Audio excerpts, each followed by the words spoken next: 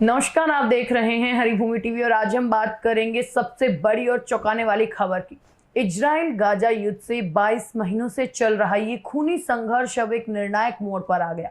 Israel प्रधानमंत्री Benjamin Netanyahu ने हाल ही में अपने वरिष्ठ सुरक्षा अधिकारियों के साथ एक बेहद अहम बैठक के बाद जो खबरें सामने आ रही हैं वो दुनिया को हैरान कर सकती हैं। सूत्रों के हवाले से पता चला है कि नेतन्याहू अब गाजा पट्टी पर पूरी तरह से सैन्य कब्जा करने के पक्ष में है। अगर ऐसा होता है तो ये युद्ध की दिशा को पूरी तरह बदल देगा।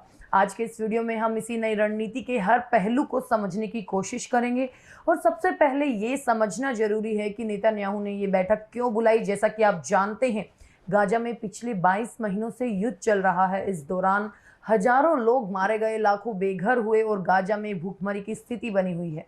अंतर्राष्ट्रीय दबाव लगातार बढ़ रहा है कि इजराइल इस युद्ध को रोके। अमेरिका और मिस्र जैसे देश लगातार युद्ध विराम के लिए मध्यस्थता कर रहे हैं, लेकिन अभी तक कोई ठोस नतीजा नहीं निकला। इसी बीच इजरायली सेना के अंदर भी इस युद्ध को लेकर कई तरह की बहस चल रही है। ऐसे में नेतन्याहू चाहते हैं कि इस युद्ध को खत्म करने के लिए एक नई और सख्त रणनीति बनाई जाए। इसी मकसद से उन्होंने अपने बड़े सैन्य और सुरक्षा अधिकारियों के साथ 3 घंटे से ज्यादा लंबी बैठक की। अब बात करते हैं उस सबसे अहम बिंदु की जिस पर पूरी दुनिया की नजर है। मीडिया रिपोर्ट्स के अनुसार नेतन्याहू गाजा पट्टी पर पूरी तरह से सैन्य कब्जा करने का समर्थन कर रहे हैं। इसका मतलब है कि इजराइल 2005 में गाजा से हटने के अपने फैसले को पलट सकता है। उस समय इजराइल ने गाजा से अपने सैनिकों को वापस बुला लिया था, लेकिन अब ऐसा लग रहा है कि वो एक बार फिर वहां पूरी तरह से अपनी पकड़ बनाना चाहता है। नेतन्याहू के कार्यालय से जुड़े एक अधिकारी ने एक टीवी चैनल को बताया कि प्रधानमंत्री पूरे क्षेत्र पर नियंत्रण करने की ओर बढ़ रहे हैं। इस बैठक में इजरायली सेना के प्रमुख याल जमीर ने गाजा में अभियान जारी रखने के कई विकल्प पेश किए। इन विकल्पों में से ही किसी एक को चुनकर कैबिनेट में पेश किया जाएगा। हालांकि ये साफ नहीं है कि इजराइल एक लंबे समय तक गाजा पर कब्जा करना चाहता है या ये सिर्फ हमास को पूरी तरह खत्म करने के लिए एक छोटा अभियान होगा। लेकिन ये कदम निश्चित रूप से पूरे क्षेत्र में एक बड़ा भू राजनीतिक बदलाव ला सकता है।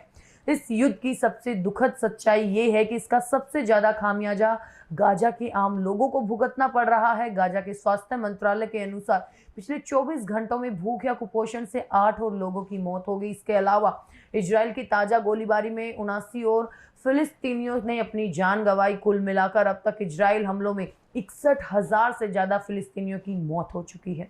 ये आंकड़े सिर्फ संख्या नहीं बल्कि ये हजारों परिवारों की बर्बादी की कहानी कहते हैं। अंतर्राष्ट्रीय संगठन लगातार गाजा में मानवीय सहायता पहुंचाने की कोशिश कर रहे हैं, लेकिन युद्ध के कारण ये काम बेहद मुश्किल हो गया।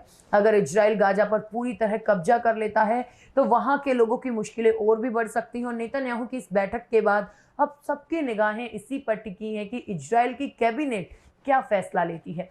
रक्षा मंत्री, इजराइल कोर्ट और रणनीतिक मामलों के मंत्री रान डर्मर भी इस बैठक में मौजूद थे। ये सभी मिलकर अंतिम रणनीति तय करेंगे।